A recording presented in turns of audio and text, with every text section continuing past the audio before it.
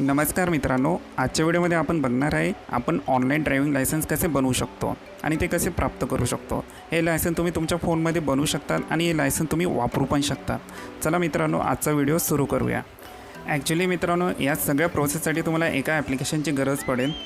Okay, play स्टोअरवर आल्यानंतर तुम्हाला एक ॲप शोधून घ्यायचं आहे, त्याचं नाव आहे mparivahan। हे mparivahan ॲप तुम्हाला डाउनलोड करून घ्यायचं आहे, इन्स्टॉल करून घ्यायचं आहे तुमच्या फोनमध्ये आणि लॉग इन करून ठेवायचं आहे।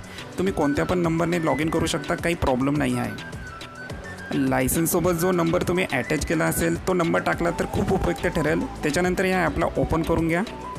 ओपन केल्यानंतर तुम्ही बघू शकता या ॲपचं इंटरफेस असं दिसत आहे। बट आपल्याला व्हर्च्युअल लायसन्स बनवायचं आहे, तर आपल्याला काय करायला लागेल, इथं आपण बघू शकता इथं तुम्हाला 3 बोर्ड दिसत आहे। एक डॅशबोर्ड दिसत आहे, RC डॅशबोर्ड दिसत आहे आणि DL डॅशबोर्ड दिसत आहे।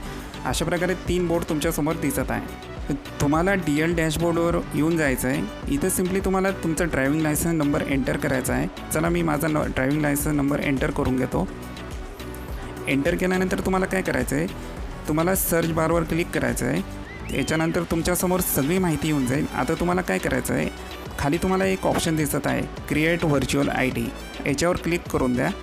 याच्यानंतर तुम्हाला तुमची जन्मतारीख एंटर करायची आहे। जी पण तुमची जन्मतारीख आहे ती ॲड करून द्या। ॲड केल्यानंतर व्हेरीफाय करून द्या। हे केल्यानंतर तुमच्या डॅशबोर्ड एक व्हर्च्युअल ID येऊन जाईल। ठीक आहे, ही प्रोसेस असते व्हर्च्युअल ड्रायव्हिंग लायसन्स क्रिएट करण्यासाठी। जसे तुम्ही याला ओपन करणार तर तुम्ही बघू शकता तुमची व्हर्च्युअल ID क्रिएट झालेली असेल।